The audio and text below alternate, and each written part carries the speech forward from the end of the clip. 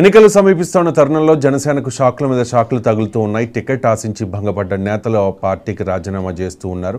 తాజాగా అమలాపురం జనసేన ఇన్ఛార్జి సెట్టిబత్తుల రాజాబాబు జనసేనకు good bye చెప్పేశారు.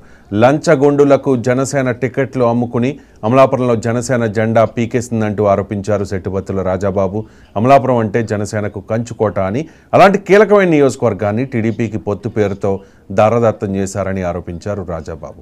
జనసేన జెండానే ఊపిరిగా పార్టీయే ప్రాణంగా భావిస్తోన్న జన సైనికులకు అధినేత పవన్ కళ్యాణ్ తీరని అన్యాయం చేస్తూ ఉన్నారు అంటూ మండిపడ్డారు. వైసీపీ ఎంపీ మిథున్ రెడ్డిని తాను కలిసినట్టు టీడీపీ దుష్ప్రచారం చేసిందని, దానికి సంజాయిషీ చెప్పుకునే అవకాశం కూడా పవన్ కళ్యాణ్ ఇవ్వలేదని ఆవేదన వ్యక్తం చేశారు.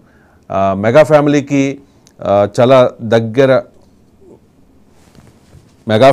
చాలా దగ్గర వ్యక్తిగా చెప్పుకుంటూ ఉంటారు రాజాబాబు. 2009లో ఆయన ప్రజారాజ్యం పార్టీ జిల్లా ఉపాధ్యక్షుడిగా కూడా పనిచేశారు. సో ఆ తర్వాత జనసేన పార్టీలోకి వచ్చారు. 2019లో ఆయన పోటీ చేశారు. 2019లో ఆయన 3వ స్థానానికి పరిమితమైన పరిస్థితి.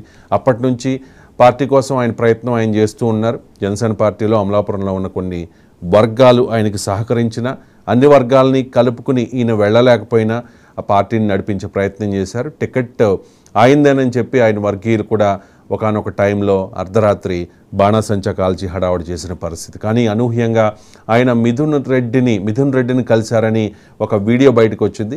ఆ వీడియో ఆధారంగా అంటే చాలా ప్రచారం జరిగింది. ఆయన ఏదో అమ్ముడిపోయారని, లేకపోతే ఏదో వైసీపీ ఆఫర్ చేసిందని, ఆయన వైసీపీలోకి వెళ్ళిపోతారని చెప్పి ఒక రకమైన ప్రచారం జరిగింది.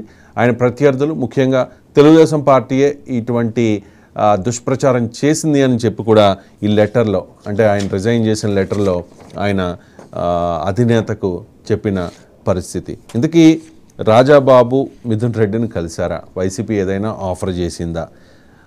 ఒకానొక టైంలో జనసేన పార్టీకి అమలాపురం టికెట్ కన్ఫర్మ్, మీకే టికెట్ అని చెప్పిన పవన్ కళ్యాణ్ ఎందుకు వెనక్కి తగ్గారు?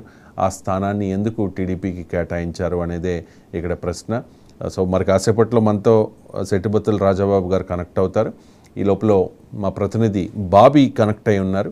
బాబీ పూర్తి సమాచారం అందిస్తారు. అలాగే నర్సాపురం రాజకీయం గురించి కూడా మనం మాట్లాడుకుందాం. ఉండిలో ఆల్రెడీ మంతెన రామరాజుకి టికెట్ ఇచ్చారు. శివరామరాజు, కల్వపూడి శివ అంటారు ఆయన్ని. ఆయన అసంతృప్తితో ఇండిపెండెంట్గా పోటీ చేయడానికి సిద్ధమవుతున్న పరిస్థితుల్లో అక్కడ ఉండిలో రఘురామకృష్ణన్ రాజుకు అసెంబ్లీ సీటు కేటాయించే విషయంలో కూడా సమాలోచనలు జరుగుతున్నాయి. దానికి సంబంధించిన అప్డేట్ బ్రహ్మేంద్ర అందిస్తారు. ముందుగా ఈ అమలాపురం రాజకీయానికి సంబంధించి బాబీ నిన్న సెట్టిబత్తుల రాజాబాబు రిజైన్ చేశారు. రిజైన్ చేయడానికి గల కారణాలు